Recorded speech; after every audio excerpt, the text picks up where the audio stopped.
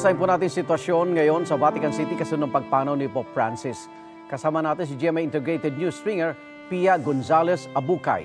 Pia. Magandang gabi sa inyo diyan sa Pilipinas. Magandang umaga Pilipinas. Buonasera. Naman dito sa Italia. Pasado alas 12 ng hating gabi dito sa Italia. At tulad na nakikita nyo ngayon, mangilan-ngilan na lamang ang taong nahandito. Ngunit nakasara kasi ang fence dito. May fence at hindi pinapapasukan ng St. Peter Square. Pero magmula umaga hanggang hapon, ngayong maghapon, hindi talaga malaglagan ng karayom. Ang dami ng tao na nagpunta matapos mabalita ang pagpanaw ng ating Santo Padre ngayong araw na ito. Pia, tapos na ba yung ritual na ascertainment of death kay Santo Papa? Nailagak na ba yung kanyang labi sa Casa Santa Marta? Tapos na ito at nailagak na ang kanyang labi sa chapel sa Santa Marta, no? Gayunpaman ito ay pinangunahan ni Camerlengo, Cardinal Farrell, at siya rin ang siyang nag-anunsyo rin kaninang umaga ng opisyal na anunsyo ng pagpanaw ng ating Santo Padre. Gayunpaman, wala pa namang balita at inaantay ang kumpirmasyon bukas ng umaga para sa paglipat naman ng kanyang labi mula sa Casa Santa Marta papunta dito sa St. Peter Basilica. Ang hiling ng Santo Papa, Pia, ay maging simple lang ang kanyang libingan. Ito ba'y masusunod?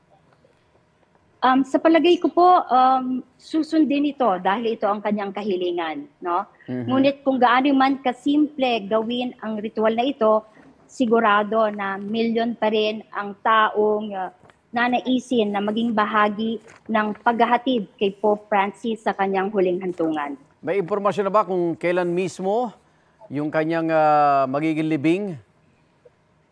Wala pang detalye ukol dito. Isa pa lamang ang sigurado na ang beatification ni St.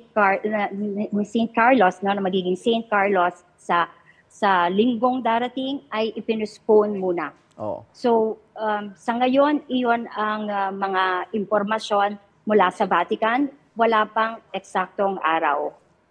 Nabanggit ko kanina na laging may mga Pilipinong kinatawan, no, diyan sa St. Peter Square. Kanina ba may mga Pilipino na parang nakiramay nga sa kanyang pagpanaw? Sa totoo lang, Igor, napakaraming Pilipino ang nagpunta na dito sa St. Peter Square.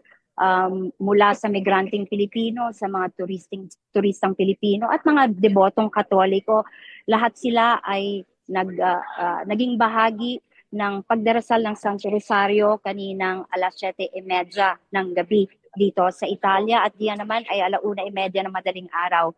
So maraming mga Pilipino ang nagpunta at ang ilan pa nga sa kanila ay nagpunta rin dito nung Easter Sunday. No? Kaya sila ay matapos matanggap ang bendisyon mula sa Santo Padre ng Pasko ng Pagkabuhay, kanina naman ay nakiisa sila sa pagdarasal ng Santo Rosario bilang pakikiramay at pagdadalamhati sa pagkawala ng mahal na Santo Padre. Maraming salamat, GMA Integrated News Stringer sa Vatican, Pia Gonzalez Abucay. Ingat! Maraming salamat po.